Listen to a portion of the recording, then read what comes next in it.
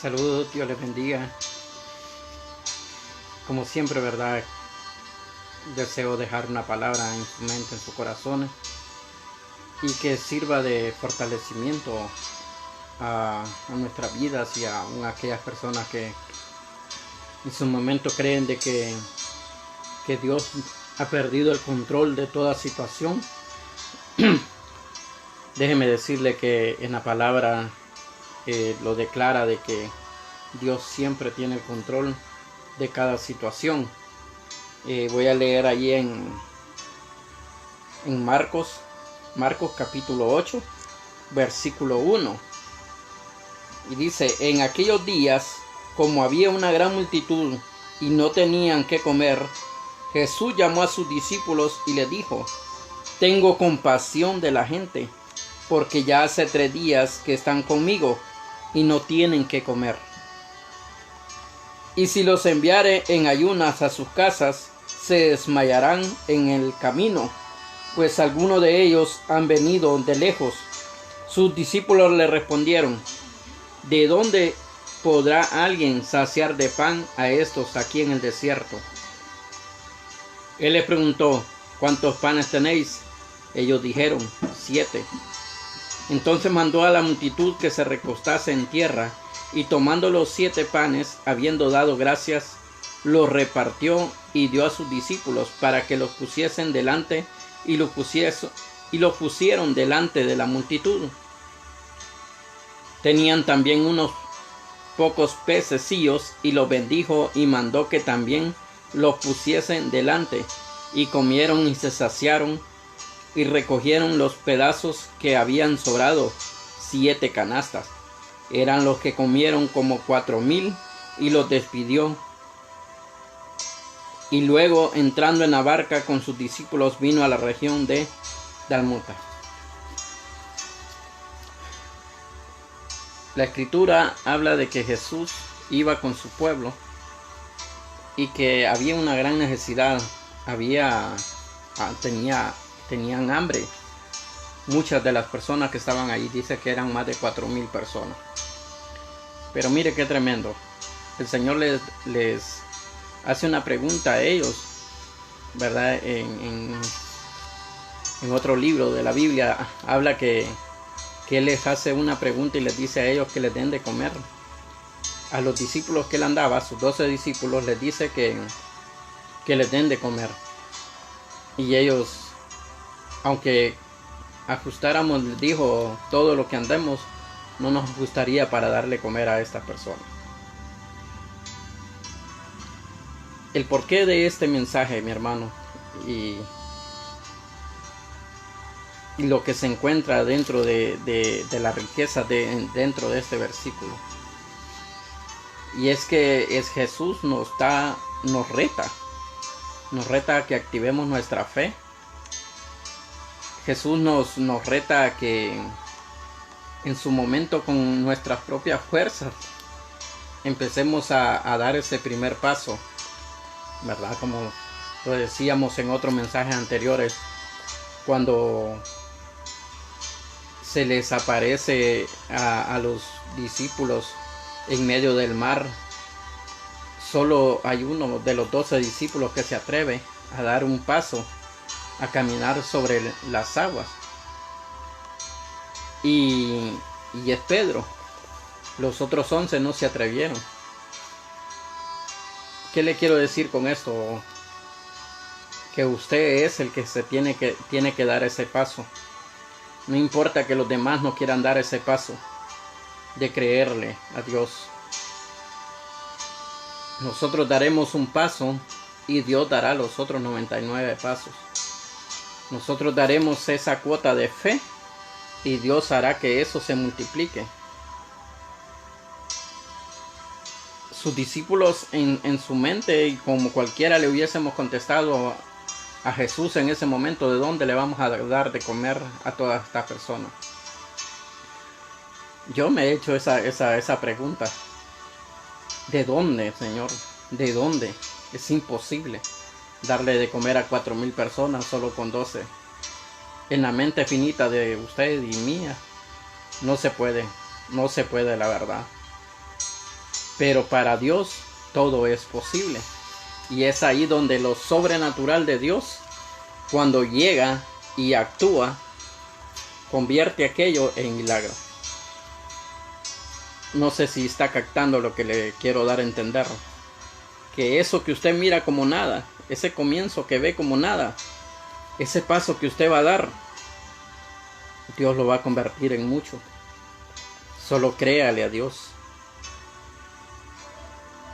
Cuando el Señor Jesús les dice que se recuesten a todos, ¿verdad?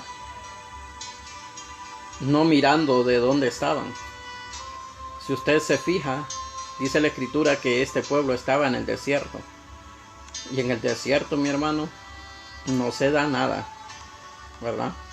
Solo con mucho trabajo, con mucho esfuerzo, ¿verdad? Aún los israelitas han llegado a cosechar porque Dios les ha dado la sabiduría de cómo tratar hasta el agua del mar para los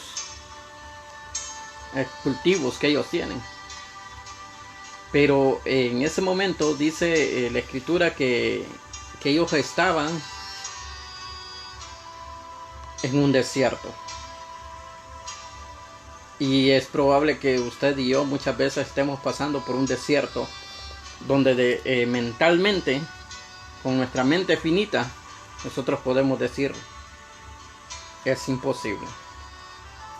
Es imposible, Señor. Pero lo que usted y yo debemos de entender es que dice la Escritura que si usted y yo tuviéramos fe como un grano de mostaza, eso basta para que un milagro suceda. Yo me imagino a Jesús con las manos hacia atrás. Yo no sé si a usted le ha pasado, pero en el caso mío a mí me encanta. Cuando le traigo algo a mi niña o le doy algo a mi esposa, yo le digo: cierre los ojos, ¿verdad? Y en la parte de atrás, así, así, entre las manos escondidas, uno trae lo que le va a dar en ese momento. No importa por muy pequeño que sea, ¿verdad? Pero uno quiere que ellos digan: ¡wow! Y yo me imagino a Jesús con el milagro ya hecho. Y le dice a esta persona: recuéstense. Ustedes están a pocos minutos de ver mi mano poderosa. Ustedes están a pocos minutos de ver mi gloria. Están a pocos minutos de ver lo sobrenatural. Ustedes están a punto de ver un milagro que se va a contar de generación en generación. ¿Se imagina usted? Yo no sé, pero yo estoy activado en fe en este momento. Donde Jesús está a punto de hacer un milagro, donde esta gente se va a quedar saciada y hasta les va a sobrar. O sea, esa hambre que ellos tenían en ese momento iba a ser, estaban a punto de ser saciados por el Maestro. Usted no se imagina lo que Dios puede hacer. Ponga todos sus proyectos, sus anhelos, esa enfermedad, ese problema de matrimonio, de familia, en este caso el problema de país, ¿verdad?, que estamos teniendo. Hay que ponerlos en las manos de Dios. Y estamos confiando que sobrenaturalmente Él va a obrar. Él va a hacer lo sobrenatural aquí en nuestra Honduras y en las naciones. En España, en Inglaterra, ¿verdad?, en Italia, en Estados Unidos. Solo Dios sabe qué es lo que está haciendo en esos países, qué es lo que está haciendo en nuestro país. Pero lo que usted y yo debemos de declarar, que estamos a punto de ver un milagro sobrenatural. Usted ponga en fe y dígale al Señor: tal vez le dieron una sentencia, ¿verdad? Tal vez le dieron un dictamen que no era el apropiado. Yo me acuerdo que en un tiempo estaba en un grupo y una señora se me acercó y me decía: Mi nieto está a punto de ser justiciado, ¿verdad? Y se va a presentar a la corte y mañana va a ser enjuiciado. Yo ni le pregunté por qué estaba él ahí. Escuche esto. Yo no le pregunté, porque no soy quien para juzgar. Porque yo soy un ser imperfecto que necesito de Dios. Y yo le dije, vamos a orar para que Dios lo liberte. No me importa lo que él haya hecho. Vamos a orar para que Dios le dé una segunda oportunidad a este varón. Y así oramos por este varón, para que Dios lo libertara y Dios le diera una segunda oportunidad. Y me acuerdo que en las siguientes semanas miré a la señora y le dije, ¿qué tal? ¿Cómo estuvo el asunto de su nieto? Y ella me dijo, hermano, él quedó libre. No fue enjuiciado. Le dieron una carta de libertad. Así de sencillo es nuestro Dios.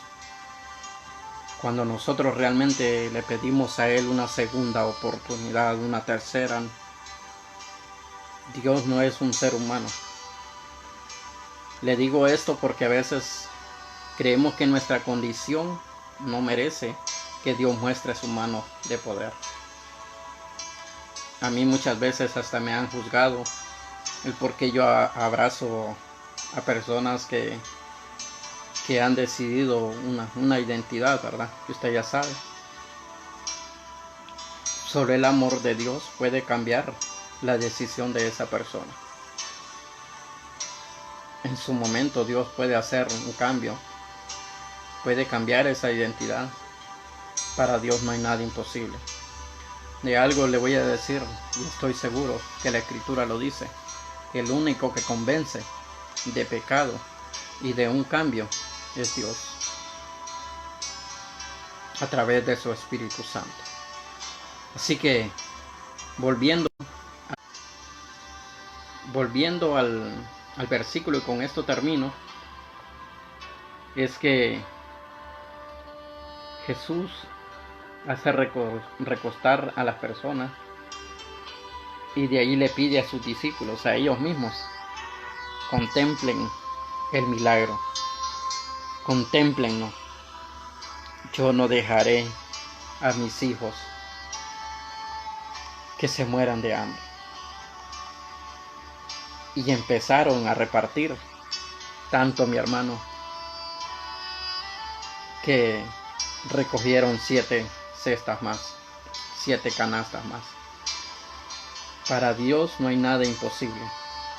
Solo ten ánimo, activa tu fe, decide creerle a Dios, y Dios, el Dios de lo sobrenatural, va a hacer un milagro en su vida, en el cual, mi hermano, mi hermana, amigo, amiga,